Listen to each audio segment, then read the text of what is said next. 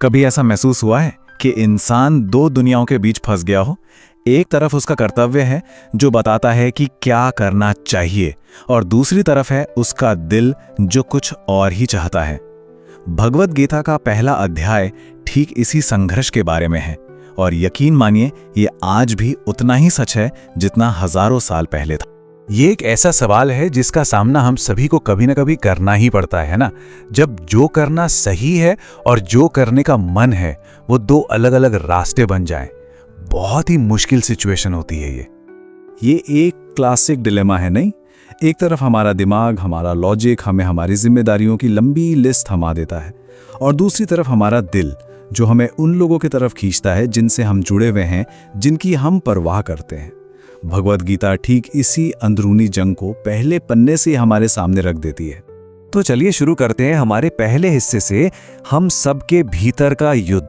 क्योंकि जैसा हम देखेंगे, असली लड़ाई तो बाहर मैदान में हो ही नहीं रही, वो तो अर्जुन के मन के अंदर चल रही है। ये देखना बड़ा मजेदार है कि अलग अलग ट्रांसलेटर्स ने इस चैप्टर को कैसे देखा है।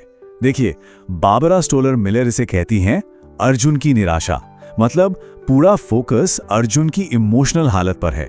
स्वामी प्रभुपाद कहते हैं सेनाओं का अवलोकन, जो कि सीन सेटिंग पर जोर देता है। और फिर एकनाथ ईश्वरन, वो इसे कहते हैं भीतर का युद्ध, जो सीधा मुद्दे की जड़ पर चोट करता है। इससे पता चलता है कि ये चैप्टर कितना गहरा है, कितनी पढ़ते हैं इसमें। अब आते हैं दूसरे हिस्से पर, जिसका नाम है धर्म का क्षेत्र। यहां हम समझेंगे कि ये पूरी कहानी कहां हो रही है और इसे सुनाया कैसे जा रहा है, इसका फ्रेमवर्क क्या है।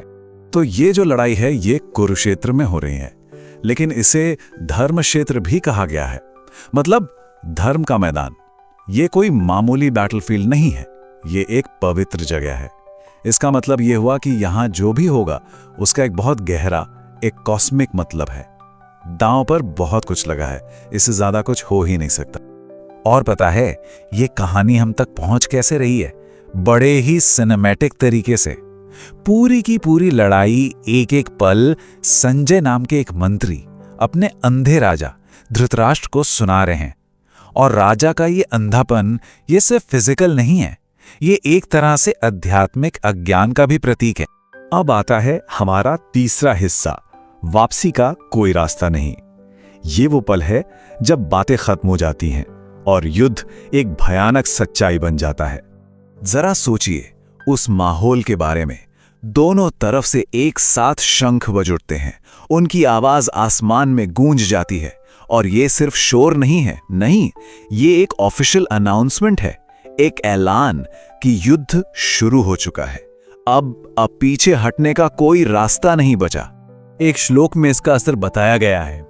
वो कहता है कि इन अलग अलग शंखों की आवाज इतनी जोरदार हो गई कि उसने धृतराष्ट्र के बेटों के दिल चीर दिए।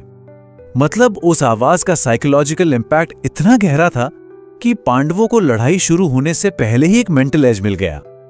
और अब हम पहुंचते हैं इस अध्याय के इमोशनल क्लाइमैक्स पर। चौथा हिस्सा, एक योद्धा का पैनिक अटैक। यहां हम देखेंगे कि कैसे अर्जुन, वो महान योद्धा, पूरी तरह से टूट जाता है। अर्जुन अपने समय का सबसे बड़ा धनुर्धर अपने दुश्मनों को देखने के लिए तैयार है। वो अपने सारथी कृष्ण से कहते हैं, हे कृष्ण, मेरा रथ दोनों सेनाओं के बीच ले चलो। मैं देखना चाहता हूं कि यहां कौन कौन है जो लड़ने आया है। वो जानना चाहता है कि उसे लड़ना किससे है, लेकिन वो जो देखने वाला है उसके लिए वो बिल्कुल भी तैयार नहीं है। और जब वो देखता है तो उसे दुश्मन नहीं दिखते, उसे दिखते हैं अपने ही लोग। उसे दिखते हैं अपने दादा भीष्म, अपने गुरु द्रोणाचार्य, मामा, भाई, चचेरे भाई, बेटे, पोते, दोस्त, ससुर। ये कोई सेना नहीं लगती उसे। ऐसा लगता है जैसे कोई फैमिली फंक्शन हो, और उस फंक्शन में उसे जल्लाद का काम सौंपा गया हो। और बस वो टूट जाता है, फिजिकली, मेंटली, कंप्लीटली। उसके हाथ पैर कांपने लगते हैं, मुंह सूख जाता है, पूरा शरीर थरथराने लगता है, रोंगटे खड़े हो जाते हैं। उसका मशहूर गांडीव धनुष वो भी उसके हाथ से छूटकर गिर जाता है। उसे लगता है जैसे उसकी त्वचा जल रही है। ये सुनकर क्या लगता है क्या ये आज के ज़माने के पैनिक अटैक का कोई 3000 साल पुराना ब्यौरा नहीं है? ये जो सारे लक्षण हैं, ये क्लासिक साइकोसोमैटिक ब्रेकडाउन की तस्वीर बनाते हैं। मतलब जब मन का दर्द शरीर पर दिखने लगे। तो अब आते हैं 5वें हिस्से पर, 2 कर्तव्य, 1 विकल्प। यहां आकर अर्जुन की जो मॉरल डिलेमा है वो बिल्कुल साफ हो जाती है। तो ये है अर्जुन की दुविधा की जड़। वो दो बहुत शक्तिशाली लेकिन एक दूसरे के बिल्कुल उलट कर्तव्यों के बीच फंस गया है, जिन्हें धर्म कहते हैं। एक तरफ है उसका क्षत्रिय धर्म, एक वॉरियर की ड्यूटी कि अन्याय के खिलाफ लड़ो, लेकिन दूसरी तरफ है उसका कुल धर्म, यानी अपनी फैमिली को प्रोटेक्ट करने की, अपने वंश को बचाने की जिम्मेदारी। अब सवाल यह है कि वो एक ही वक्त में प्रोटेक्टर और डिस्ट्रॉयर दोनों कैसे बन सकता है। और ऐसा तो हम सब ने कभी ना कभी किया ही होगा, है ना? जब दिल कुछ और चाहता है तो दिमाग उसे सही साबित करने के लिए बहाने ढूंढने लगता है। अर्जुन भी ठीक यही कर रहा है। वो अब लड़ाई न करने के लिए लॉजिक दे रहा है। कह रहा है कि अरे इससे तो खानदान की परंपराएं खत्म हो जाएंगी, समाज में उथल-पुथल मच जाएगी, पाप लगेगा। वो दरअसल अपनी फीलिंग्स को, अपने इमोशंस को रैशनलाइज करने की कोशिश कर रहा है।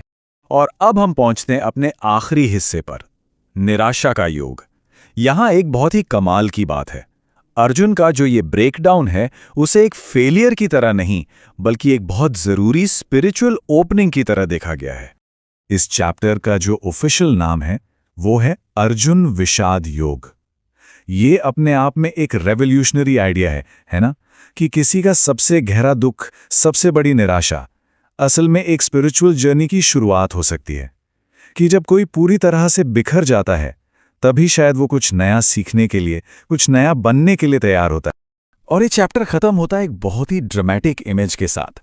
श्लोक कहता है, ऐसा कहकर अर्जुन ने अपना धनुष बाण नीचे फेंक दिया और दुख से भरे मन के साथ रथ पर बैठ गया। हमारा हीरो पूरी तरह से हारा हुआ है, टूटा हुआ है, और बस यहीं से वो स्टेज तैयार होता है जहां से कृष्ण का ज्ञान शुरू होगा। तो आखिर में ये हमें एक बहुत गहरे सवाल के साथ छोड़ जाता है कि क्या कभी-कभी हमारी जिंदगी के सबसे ज्यादा कंफ्यूजन वाले पल ही असल में ज्ञान की पहली सीढ़ी होते हैं?